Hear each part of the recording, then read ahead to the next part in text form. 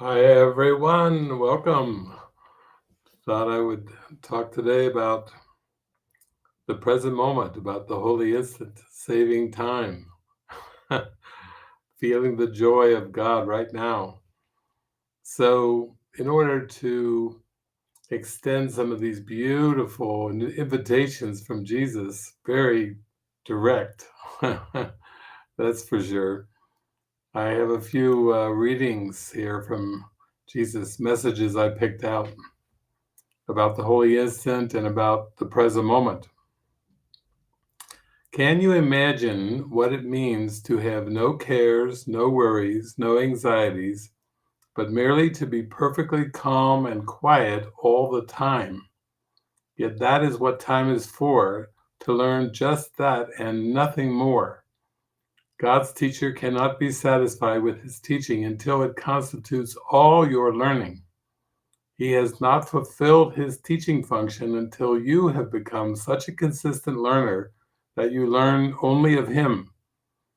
When this has happened, you will no longer need a teacher or time in which to learn. One source of perceived discouragement from which you may suffer is your belief that this takes time and that the results of the Holy Spirit's teaching are far in the future.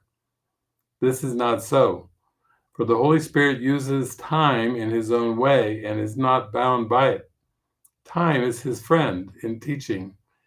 It does not waste him as it does you, and all the waste that time seems to bring with it is due to your identification with the ego, which uses time to support its belief in destruction.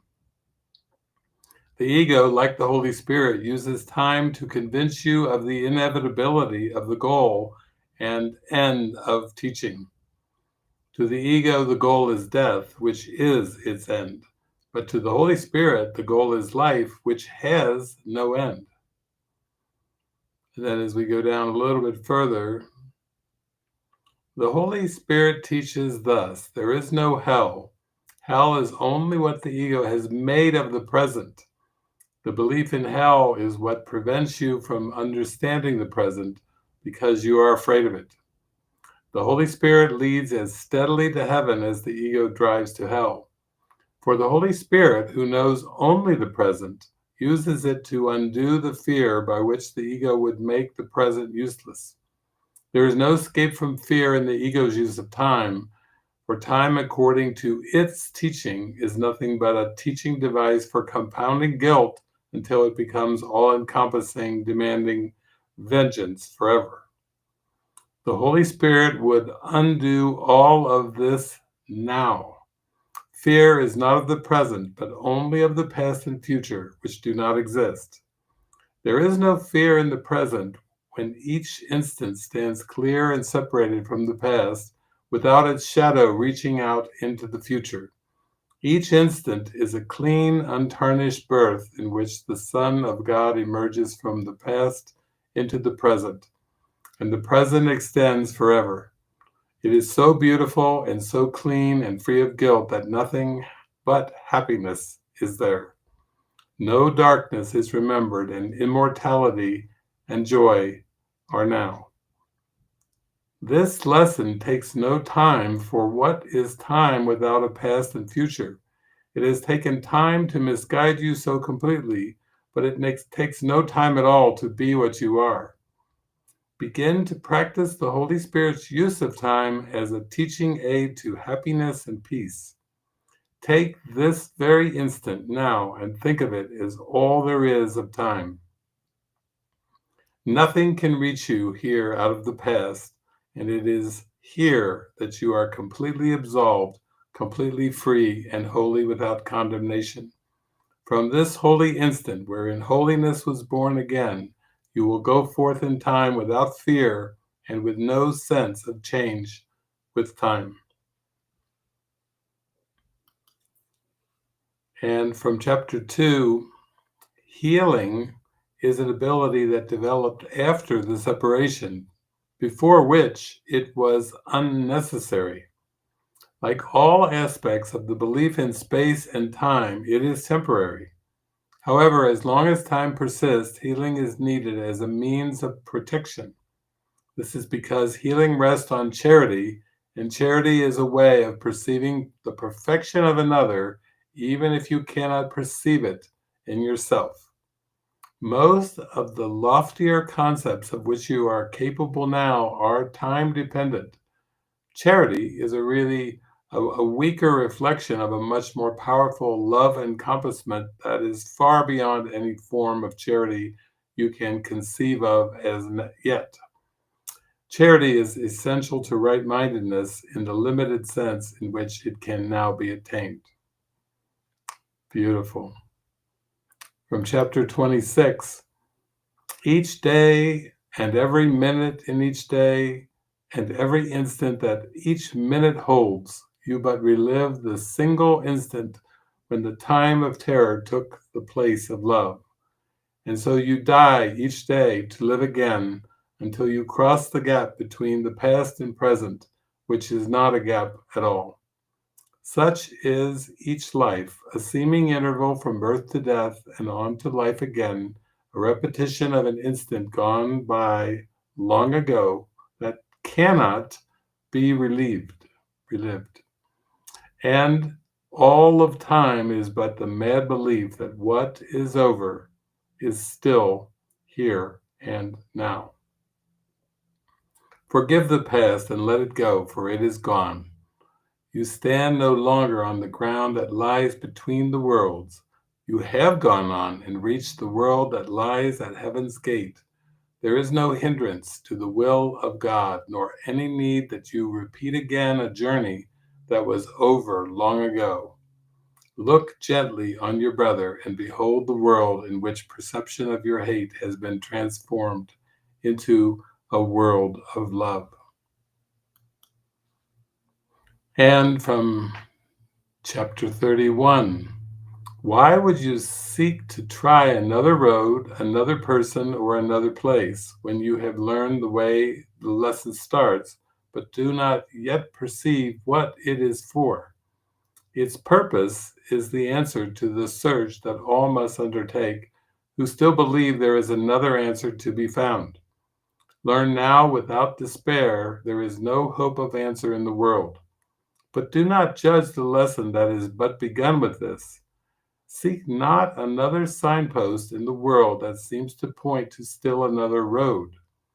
No longer look for hope where there is none. Make fast your learning now and understand you but waste time unless you go beyond what you have learned to what is yet to learn. For from this lowest point will learning lead to heights of happiness in which you see the purpose of the lesson shining clear and perfectly within your learning grasp. Who would be willing to be turned away from all the roadways of the world unless he understood their real futility? Is it not needful that he should begin with this, to seek another way instead? For while he sees a choice where there is none, what power of decision can he use? The great release of power must begin with learning where it really has a use, and what decision has power if it be applied in situations without choice. The learning that the world can offer but one choice, no matter what its form may be, is the beginning of acceptance that there is a real alternative instead. To fight against this step is to defeat your purpose here. You did not come to learn to find a road the world does not contain. The search for different pathways in the world is but the search for different forms of truth, and this would keep the truth from being reached. Think not that happiness is ever found by following a road away from it. This makes no sense and cannot be the way. To you who seem to find this course to be too difficult to learn, let me repeat that to achieve a goal, you must proceed in its direction, not away from it. And every road that leads the other way will not advance the purpose to be found. If this be difficult to understand, then is this course impossible to learn, but only then, for otherwise it is a simple teaching in the obvious.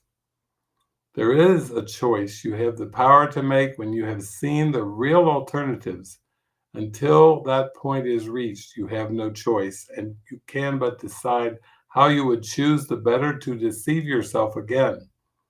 This course attempts to teach no more than that the power of decision cannot lie in choosing different forms of what is still the same illusion and the same mistake. All choices in the world depend on this.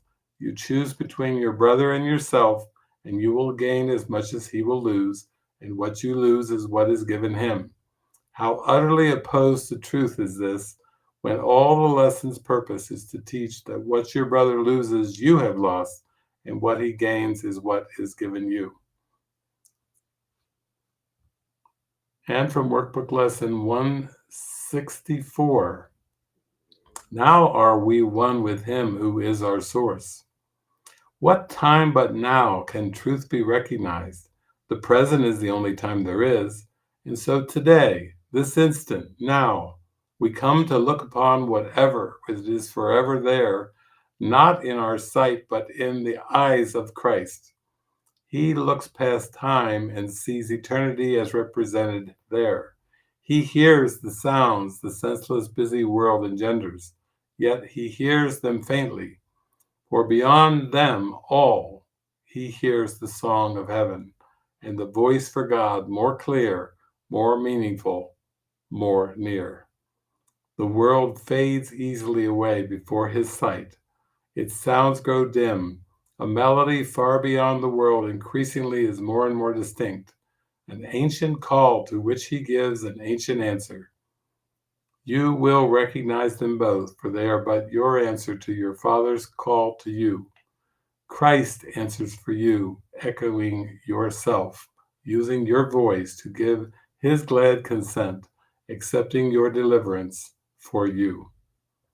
How holy is your practicing today as Christ gives you his sight and hears for you and answers in your name the call he hears.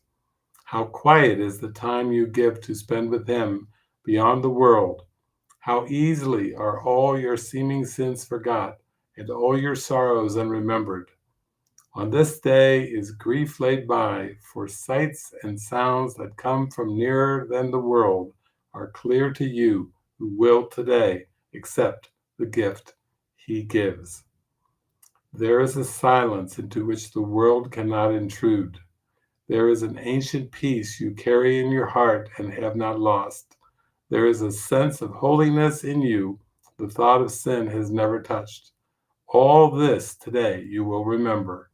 Faithfulness in practicing today will bring rewards so great and so complete, different from all things you sought before, that you will know that here is your treasure and here your rest. And a recent song that I played from my friend Christopher Todd is very appropriate for today's session. And the name of the song is End It Now.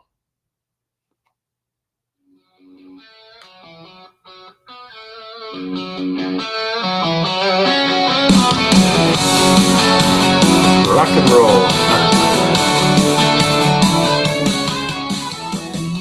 Control was the veil on my eyes, pretending to serve but concealing the lies. Spirit keeps whispering, let the fight go. The timeline is nothing, release it and flow.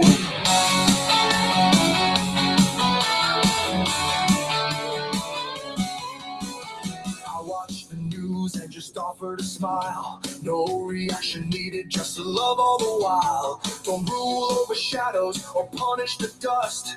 End it now and remember to trust.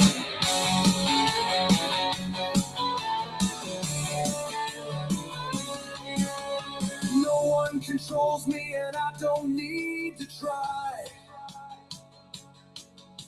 The voice of the world is a trick to deny. This life is not power, it's built on a bluff. But purpose and peace, that's more than enough.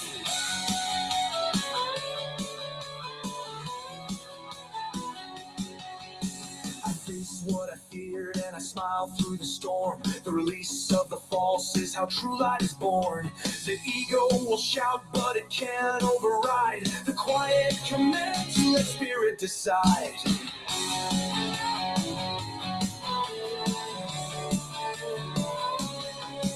The belief in control was a cage I adored, but now I see clearly I don't want that sword. The defense is the jailer, the wall is the shame. I end it right now, no longer the same.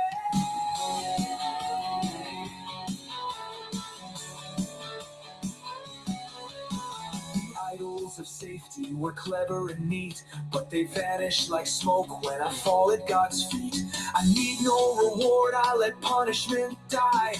Only love lifts me endlessly high.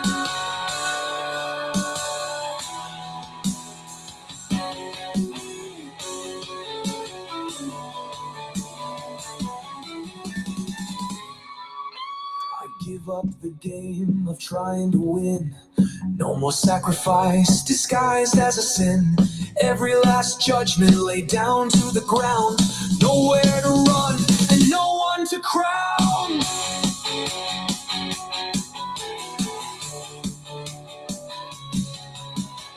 Gentle surrender, I rise from the war. My joy is not hidden, I don't need more. This moment is perfect, I lay it all down. I wear peace now, not a worldly crown.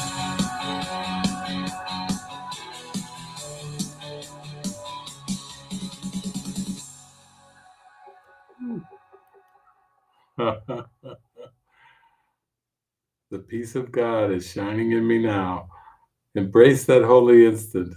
Shine it, share it, extend it, radiate it. Let it burst forth from every core of your being. Let the light shine. Let the light of the holy instant shine. Thank you. Have a beautiful day.